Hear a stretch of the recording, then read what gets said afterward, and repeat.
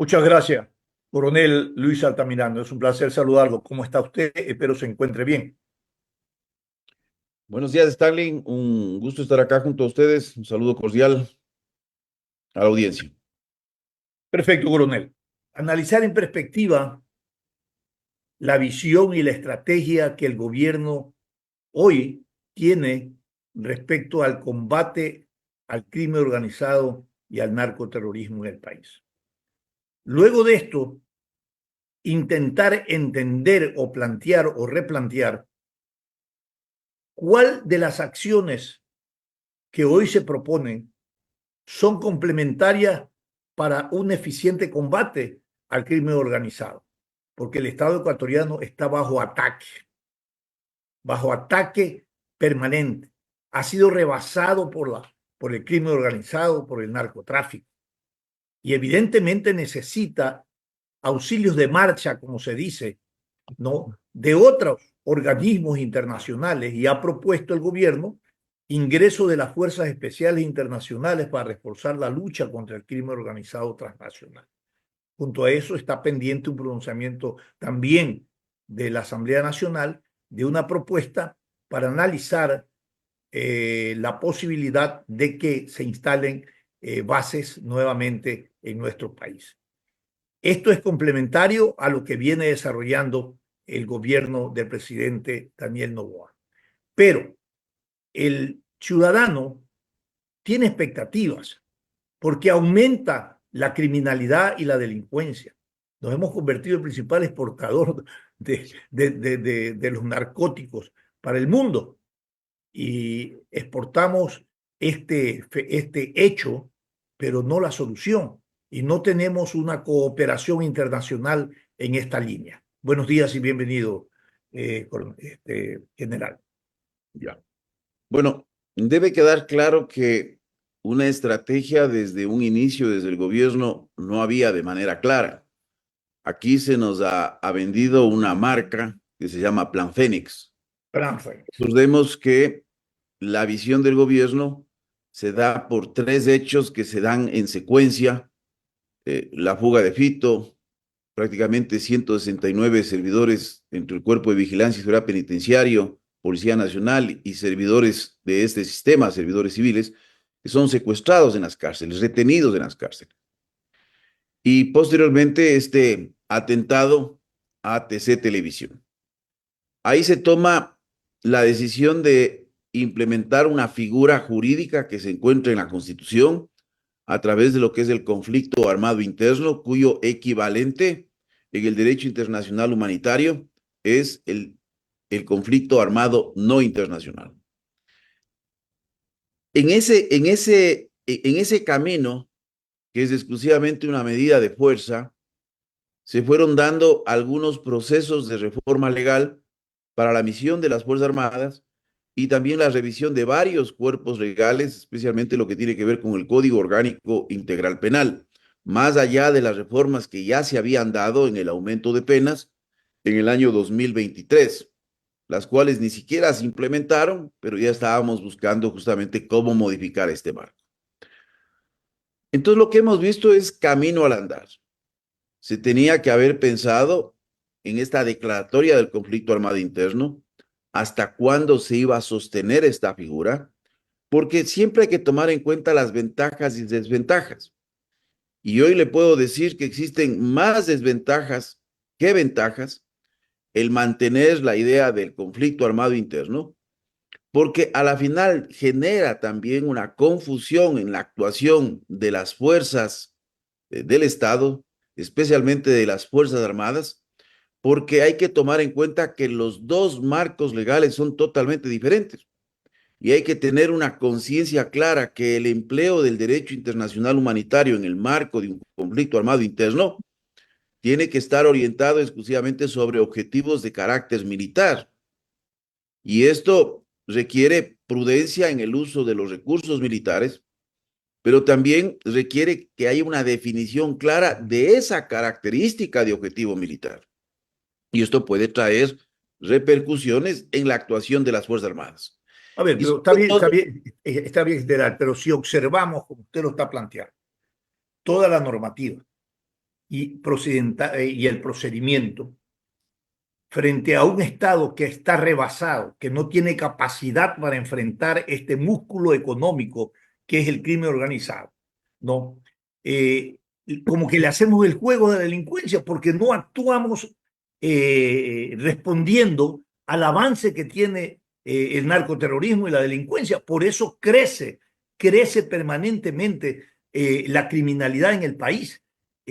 Buscar un mecanismo, un sistema, por ejemplo, que permita realmente, diferenciando las competencias del ejército y de la policía, ¿no? Un mecanismo de presencia en territorio, de estado de sitios que se generen, eso le han llamado militarización, lo que usted planteaba de la reforma le han llamado populismo punitivo, ¿no? En el sentido de que aumentando las penas creen que o se cree que se va a resolver el problema, pero junto a eso tenemos una contaminación institucional que es la justicia.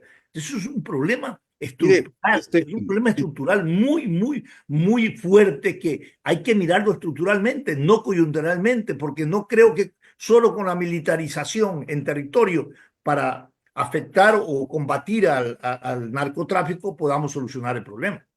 mire, el problema de analizar este tipo de situaciones bajo el simplismo es el que nos lleva justamente a pensar que si mañana me lanzo de candidato a la presidencia y ofrezco colocar un pelotón de fusilamiento para ahí mismo ajusticiar a los delincuentes, posiblemente se genere el aplauso público. Pero esto no es un asunto de simplismo.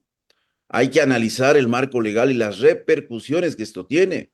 Ya hay una modificación en la misión constitucional de las Fuerzas Armadas que hasta ahora no se ha echado mano. Cuando yo hablo de analizar ventajas y desventajas, es ver más allá del espectro de la violencia, de cuáles son las medidas, tanto coyunturales como estructurales, que tiene que asumir un Estado, que tiene que asumir el gobierno.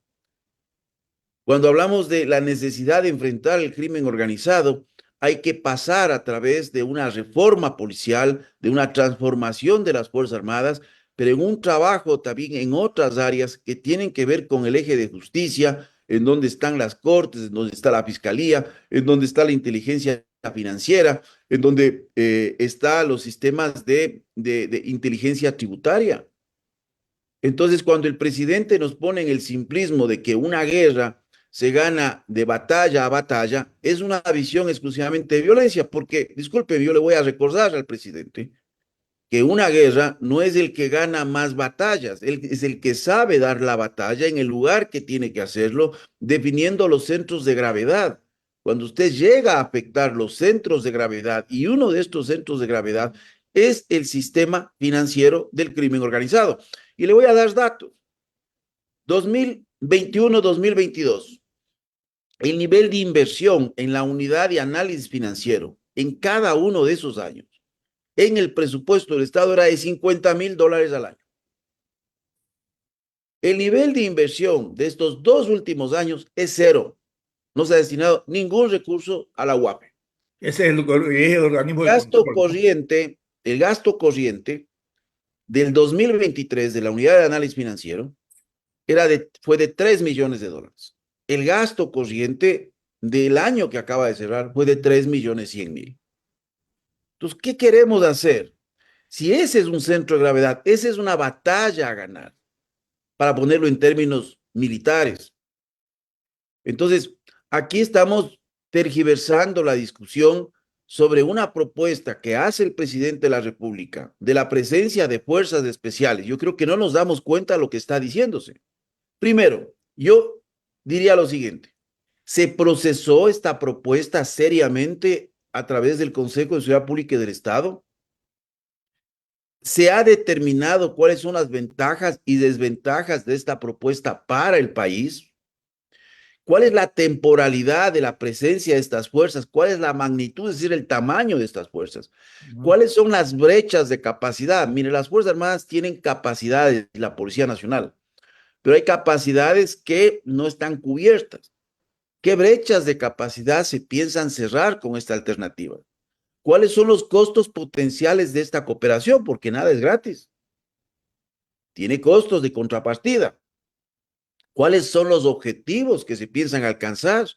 ¿En qué plazo se piensan alcanzar estos objetivos? Entonces, no es un tema que se lanza usted en un anuncio en las redes sociales y que nos pone a discutir, cuando estos detalles que merecen reserva tienen que ser tratados a través de los organismos pertinentes. A eso es lo que llamo, y nadie se opone a la cooperación internacional. Por favor, el día de ayer escuchaba un programa que no lo voy a mencionar, en donde es que aquí se están oponiendo. No, no, no está, nadie se opone. La cooperación internacional puede presentarse en varios órdenes. En el orden de asistencia técnica, de asesoría, de cooperación, de información, de inteligencia, de equipamiento, de elementos tecnológicos, de equipos o oficiales de enlace para la conducción de las operaciones. El Pues Ecuador una forma, ha tenido precedente general de una, esta sí, pero cooperación anteriormente. y de una forma más amplia, la cooperación internacional tiene que ir al eje de justicia, a la fiscalía, a Correcto. tributación, a la UAFE, a la fusión de información, a reformas legales de buenas prácticas, de modelos de gestión. Entonces aquí vamos al simplismo, ¿no? Porque claro, el ciudadano es el que está sufriendo en el día a día la zozobra, el miedo. Entonces, si mañana le ofrezco meterle en la cabeza al delincuente una bala, pues lógicamente me van a aplaudir. Pero el gobernante no puede estar para el simplismo, está para dar soluciones estructurales. Entonces, Correcto. ese es el asunto. Entonces, aquí nos ponemos a discutir como que hay agrupaciones políticas que no apoyan porque están a favor del crimen organizado. Ese simplismo, estas Claro, eso. narrativas que se van creando poderosamente, solo tiene un fin electoral. Y a la pregunta que usted me dice, ¿cómo se llama este tipo de asistencia ya con fuerzas en territorio? Ujú. Se llama intervención por invitación. Es el nombre correcto que tiene que darse. Correcto. ¿Han habido casos en el mundo? Claro que han habido casos en el mundo. Frente al terrorismo, por ejemplo, y frente al avance del enlace del terrorismo y el crimen organizado. Entonces, ¿cómo nos coloca el país? Nosotros somos un país que en este momento, la postal del país, es que es un país que ha perdido la capacidad de control de su territorio, porque así uno puede leer entre líneas que ya sus fuerzas de seguridad no se dan abasto, y nos coloca en un país como Mali, Mozambique, Libia, Siria, que han recurrido a este tipo de recursos. Estamos hablando inclusive de ex colonias. Sí. Entonces, esa imagen, ojalá que alguien quiera potenciarle al Ecuador en otras ramas, desde la inversión extranjera y el turismo. Esta señal es una Sí, señal negativa, es gravísimo pero esta sobre señal. todo, pero sobre todo, estamos desconociendo de que si existen brechas de capacidad en términos de fuerzas especiales, porque mire lo que se está diciendo, fuerzas especiales. Y hay que entender que serían fuerzas especiales contra el crimen organizado, que Claro. tienen lógicamente sus connotaciones y misiones que son de naturaleza diferente, porque ahí se dan operaciones de inteligencia, operaciones de vigilancia, operaciones de incursión, operaciones de captura, operaciones de interceptación, operaciones de emboscada, operaciones de rescate y liberación, operaciones de desmantelamiento de redes financieras. Es decir, hay una gama amplia de operaciones que se pueden realizar. La pregunta es, ¿esa brecha de capacidad se puede cerrar nacionalmente con el personal militar y el personal policial? Claro, pero el problema es que no se entregan los recursos. El problema es que no es las Fuerzas Armadas o la Policía Nacional porque han cumplido una gran labor. Tienen unas Fuerzas Armadas victoriosas de una guerra. Aquí el problema que tenemos es una conducción político-estratégica equivocada del Inadecuado. Ejecutivo en el manejo de este problema, porque no se ha hecho intervención alguna en los problemas estructurales de las propias fuerzas, ni en los problemas estructurales de los centros de gravedad que se maneja el crimen organizado, ni se diga en los problemas estructurales de la sociedad que están ligados con factores de pobreza. ¿Por qué? Vamos a los datos y empecemos por los últimos. 260.000 empleos perdidos. Esa es la triste realidad que tiene el país. Entonces, hemos decrecido 3 puntos en el empleo pleno. Estamos de los últimos 17 años, en la tasa más alta de subempleo en el país. Hemos alcanzado los niveles más altos de trabajo infantil. Y en el año 2024 94.800 personas ecuatorianas es el saldo migratorio de quienes abandonaron este país y que está configurando en cuarto año seguido una ola migratoria que inicia en 2021. Y que no se debe olvidar que parte de las causas de lo que estamos viviendo en este momento fue esa tercera ola migratoria entre el 98 y 2006, en donde más de 1 millón de ecuatorianos salieron y que dejaron un vacío fundamental en la estructura básica de la sociedad, que es la familia, en donde los hijos de esas personas, cuidados por tíos, por abuelos o por conocidos, fueron a buscar el espacio afectivo en la calle, en el barrio, la pandilla, y después ligándose a estas actividades violentas. Entonces no estamos viendo la dimensión del problema. Correcto. Ahora, Del general, impacto social.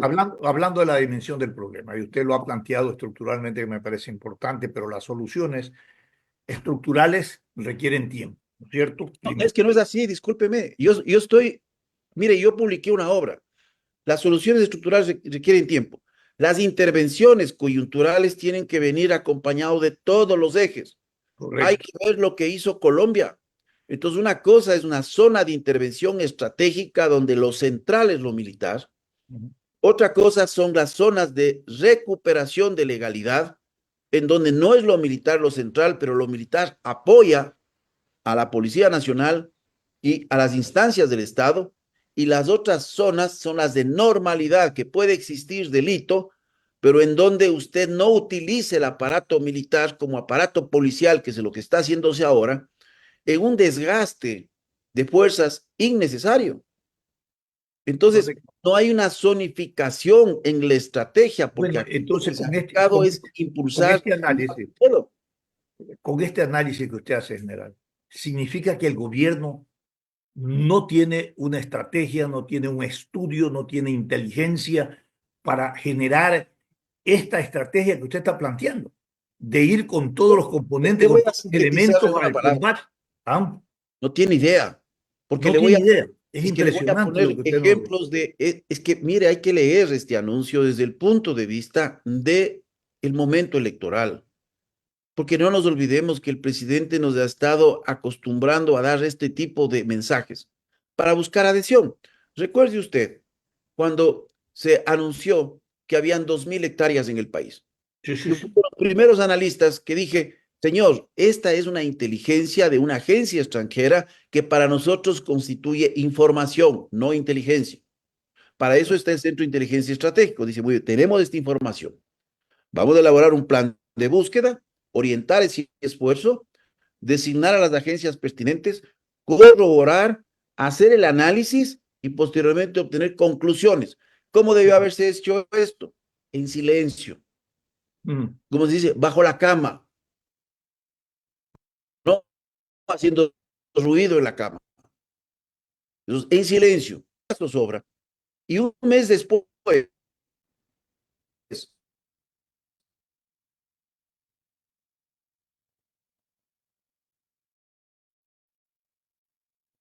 Pero a ver si recuperamos el contacto con el general Luis Altamirano. Tenemos dificultades con el internet. pero alguien salió del gobierno, no. Pero claro, nos saca un artículo de Narcoestado. Yo tuve la oportunidad, gracias a la invitación del Universo, de publicar un artículo donde se llama Rasgándonos las vestiduras, porque claro, narcotizamos el vocabulario ¿Cómo no? en todas las intervenciones y en muchos sectores de opinión. Y mañana nos dicen narcoestado, pero le hemos dicho, acuérdese usted cuando en el país, de forma irresponsable, se dijo que eran narcos indígenas. Ajá. Dígame si hubo alguna denuncia, alguna prueba. El único razonamiento simplista es que multiplicaron el cucayo por tantos días, por tantas personas, y sacaron un volumen de dinero y dijeron, esto es imposible que haya salido del bolsillo de, del sector indígena. O sea, mire, ese es el país en el que nos tienen en este momento acostumbrados. Entonces, no tergiversemos. Ahora, Aquí pero que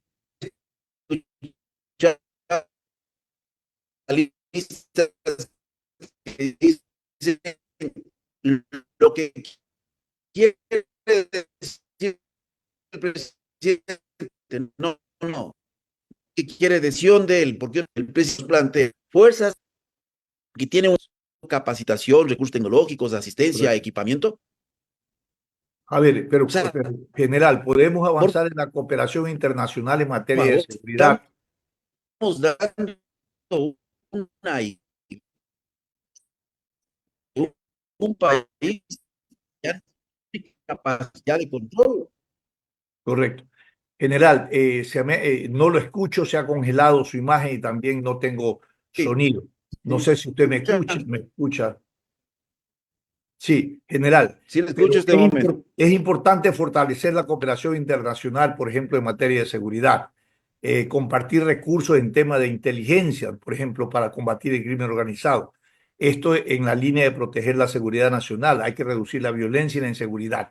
Estos dos planteamientos, incluyendo la resolución que tiene que dar la Asamblea Nacional respecto a las bases que también se han solicitado, van en la línea de este tipo de fortalecimiento.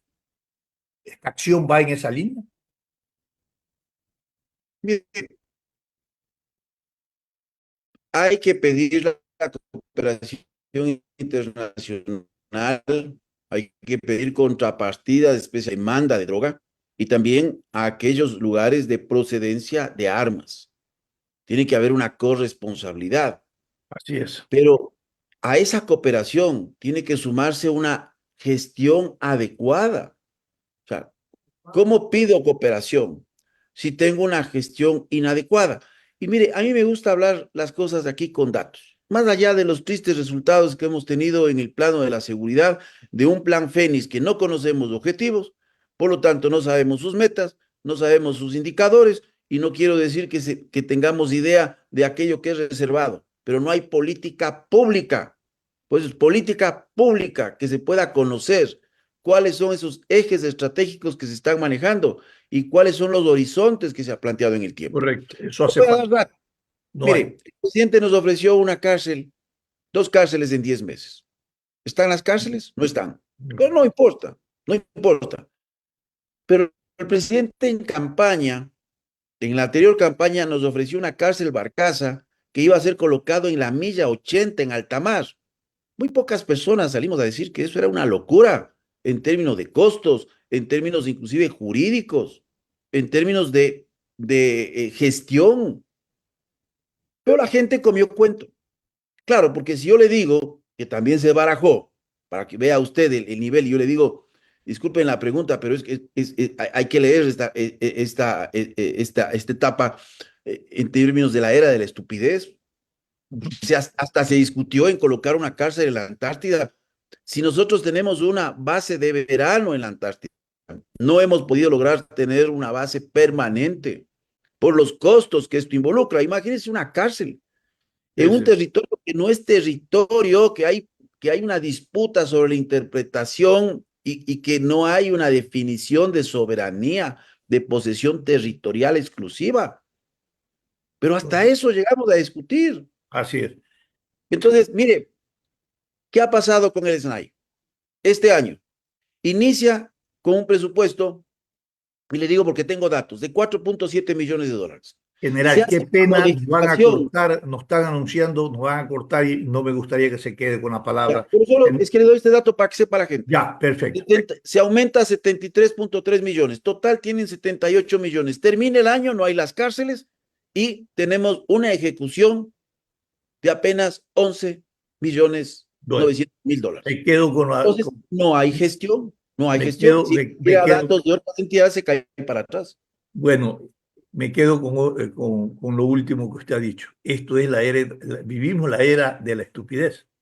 Luego de esto, en medio de una sociedad cansada, una sociedad aburrida, una sociedad abúlica y enajenada que no reacciona y que se somete efectivamente a estos relatos que son cuentos urbanos o de sociedad política y no se resuelven los problemas. General, muchísimas gracias por haber estado con nosotros. A usted Cuídense, muchas general. gracias. Buen día. Tendremos la oportunidad de encontrarnos. Gracias a ustedes por vuestra sintonía. Buen fin de semana.